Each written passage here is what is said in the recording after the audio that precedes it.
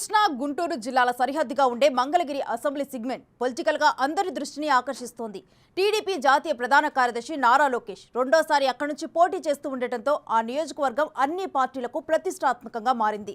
మంగళగిరిలో లోకేష్ ని రెండోసారి కూడా ఓడిస్తామని వైసీపీ ధీమా వ్యక్తం చేస్తోంది. అయితే లోకేష్ ఈసారి ఎలాగైనా గెలవాలన్న పట్టుదలతో కనిపిస్తున్నారు. కొన్ని రోజులుగా మంగళగిరిలోనే తిష్ట వేసి ఇంటింటికి తిరుగుతూ ఎక్కడికక్కడ ప్రజా సమస్యలను తెలుసుకుంటూ ప్రచారాన్ని నిర్వహిస్తున్నారు. ఈసారి జనసేన బీజేపీలతో పొత్తు, వైసీపీలో విభేదాలు తనకి కలిసి వస్తాయన్న నమ్మకంతో కనిపిస్తున్నారు.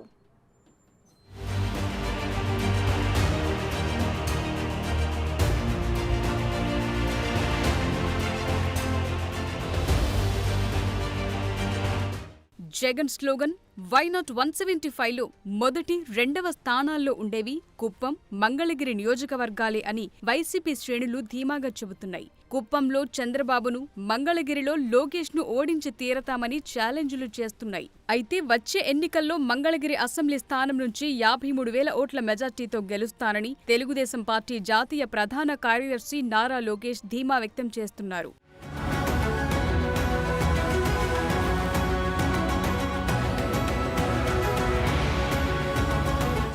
2019 ఎన్నికల్లో మంగళగిరి నుంచి ఓడిపోయిన లోకేష్ ఈసారి నియోజకవర్గం మారతారన్న ప్రచారం జరిగింది. అయితే ఓడినా నియోజకవర్గానికి టచ్లోనే ఉన్న ఆయన వీలు దొరికినప్పుడల్లా మంగళగిరి వాసులతో మమేకమయ్యే ప్రయత్నం చేస్తూనే వచ్చారు. ఈసారి లోకేష్ పెనమలూరు నుంచి పోటీ చేస్తారన్న ఊహాగానాలను కొట్టిపారేస్తూ మంగళగిరిలోనే అమీతుమీ తేల్చుకోవటానికి సిద్ధమయ్యారు.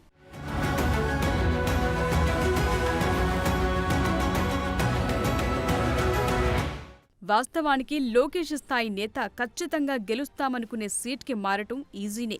ఆయన ఎక్కడ్నుంచి పోటీ చేయాలనుకున్నా పార్టీ నేతలు అభ్యంతర పెట్టే పరిస్థితి ఉండదు. అయితే నియోజకవర్గం మారితే పారిపోయారని వైసీపీ ప్రచారం చేస్తుంది. అది ఇష్టం లేని లోకేష్ మంగళగిరికే ఫిక్స్ అయ్యారంట. అదీకాక ఇంటర్నల్ గా చేయించుకున్న సర్వేలు, పార్టీ పరంగా వచ్చిన గ్రౌండ్ రిపోర్టులు ఆయనకు అనుకూలంగా వచ్చాయంటున్నారు. యువగళం పాదయాత్రతో రాష్ట్రాన్ని చుట్టివచ్చిన లోకేష్ గత కొద్ది రోజులుగా మంగళగిరిలోనే ప్రచారం నిర్వహిస్తున్నారు. ఆయన ఇంటింటికి తిరుగుతూ ఓట్లను అభ్యర్థిస్తున్నారు. ఉండవల్లి కరకట్ట మీద ఉన్న నివాసం నుంచి ఉదయాన్నే బయలుదేరి మంగళగిరిలోని వివిధ వర్గాలను కలుస్తూ ప్రచారం నిర్వహిస్తున్నారు. స్ట్రీట్ మీటింగులు పెడుతూ సమస్యలు తెలుసుకుంటున్నారు. స్వయంగా వినతి పత్రాలు స్వీకరిస్తున్నారు. గతంలో ఎన్నడూ లేని విధంగా లోకేష్ మంగళగిరికే పరిమితమవటం, ఆయన ప్రచారం చేస్తున్న తీరు పార్టీ వర్గాలని ఆశ్చర్యపరుస్తోందట. అందుకే పనిచేస్తూ ప్రతిపక్షంలో ఇంత చేశారని రేపు అధికారంలోకి వచ్చి ఎంత చేస్తారో ఆలోచించారు. మంగళగిరి నియోజకవర్గాన్ని అభివృద్ధి సంక్షేమంలో నంబర్ 1 స్థానంలో పెట్టే బాధ్యత నాది. తల్లి ధైర్యం. Thank you. ఈసారి లోకేష్ కు గెలుపు ఎంత ముఖ్యమో అందరికీ తెలిసిందే. ఎమ్మెల్సీగా చంద్రబాబు కేబినెట్ లో పనిచేసిన ఆయన ప్రత్యక్ష రాజకీయాల్లో సత్తా చాటుకోవాల్సి ఉంది. గత ఎన్నికల్లో ఓటమితో నేర్చుకున్న పాఠాలతో ఈసారి మంగళగిరికే టైం కేటాయిస్తూ సర్వశక్తులు ఒడ్డుతున్నారు. ప్రజలు తమలో ఒకడు అనుకునేలా వ్యవహరిస్తూ సమస్యలు తెలుసుకుని వాటి పరిష్కారానికి హామీలిస్తున్నారు. అదే టైంలో వైసీపీని టార్గెట్ చేస్తున్నారు. మా కాలనీ వాసులకు వాటర్ ట్యాంకులు నిర్మించాలి. మా కాలనీ వాసులు రాత్రిపూట 8 గంటలైనా ఆడవారు బస్సు దిగి రావాలంటే స్ట్రీట్ లైన్ లేదు. చాలా ఇబ్బంది పడుతున్నారు. అది ఒకటి. మాకు టీడీపీ గవర్నమెంట్ లోగడ ఈ కాలనీ స్థలాలు ఇచ్చింది టీడీపీ గవర్నమెంట్. వాటికి అన్నిటికీ రిజిస్ట్రేషన్ పట్టాలు నిర్మించాలి. ఇక్కడ కాలనీ వాసులకు శ్మశాన వాటిక చాలా 3 కిలోమీటర్ల దూరం అయింది. వాటికి కూడా ఒక స్థలం కేటాయించమని కోరుతున్నాం. ఇవన్నీ మాకు చేయమని తమ గణతను మిక్కిలిగా వేడుకుంటూ ఈ కరపత్రాన్ని మీకు అందజేస్తున్నాం.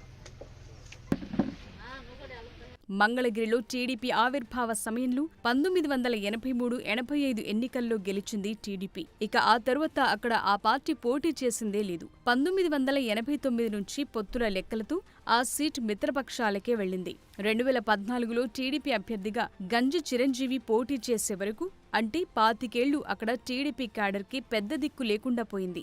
గత ఎన్నికల్లో పోటీ చేసి 5,000 ఓట్ల తేడాతో ఓడిపోయిన లోకేష్ 1,00,000కు పైగా ఓట్లు దక్కించుకున్నారంటే అక్కడ టీడీపీ క్యాడర్ బలం అర్థమవుతోంది.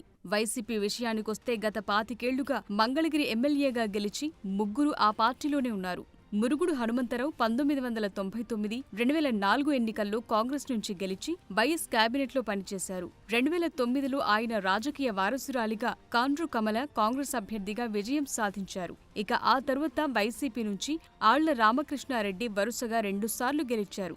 ఆ ముగ్గురు ఇప్పుడు వైసీపీలో కొనసాగుతున్నారు.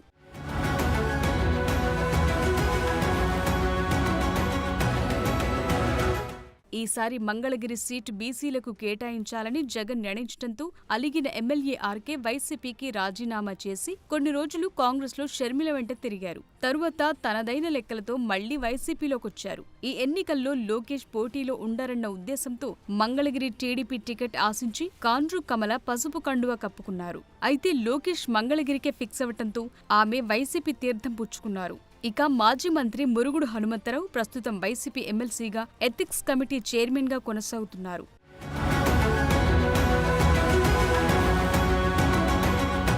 కాండ్రు కమల కుమార్తె హనుమంతరావు కోడలు అయిన మురుగుడు లావణ్య వైసీపీ అభ్యర్థిగా మంగళగిరి బరిలో నిలిచారు. మంగళగిరిలో బలంగా ఉన్న చేనేత వర్గానికి చెందిన ఫ్యామిలీ అవటంతో బీసీ కోటాలో ఆమెకు టికెట్ కేటాయించారు జగన్. అదలా ఉంటే అదే బీసీ కోటాలో ముందుగా చేనేత వర్గాల్లో పట్టున్న గంజి చిరంజీవిని మంగళగిరి ఇన్ఛార్జిగా ప్రకటించింది వైసీపీ. టీడీపీలో మంగళగిరి మున్సిపల్ చైర్మన్ గా పనిచేసిన చిరంజీవి వైసీపీలో చేరిన రోజుల వ్యవధిలోనే ఆప్కో చైర్మన్ గా నియమించి తరువాత ఇన్ఛార్జిని చేసింది. అయితే తనకు మంగళగిరి టికెట్ దక్కకపోవడంతో ఆయన వైసీపీ కార్యకలాపాల్లో కనిపించడం లేదట. 2014 ఎన్నికల్లో టీడీపీ నుంచి పోటీ చేసి ఆర్కే చేతిలో కేవలం 12 ఓట్ల తేడాతో ఓడిపోయారు గంజి చిరంజీవి. అలాంటాయన వైసీపీలో చేరి ఇప్పుడు సైలెంట్ అవటంతో వైసీపీ శ్రేణుల్లో గుబులు కనిపిస్తోంది. అయితే ఎమ్మెల్యే ఆర్కే మాత్రం లావణ్యను గెలిపించి జగన్ కు గిఫ్ట్ గా ఇస్తానని ధీమా వ్యక్తం చేస్తున్నారు. మంగళగిరిలో మరోసారి తన లక్ను పరీక్షించుకుంటున్న లోకేష్ ఈసారి ఎలాగైనా గెలవాలన్న కసితో ఉన్నారు. మరి మంగళగిరి ఓటర్ల జడ్జిమెంట్ ఎలా ఉంటుందో చూడాలి.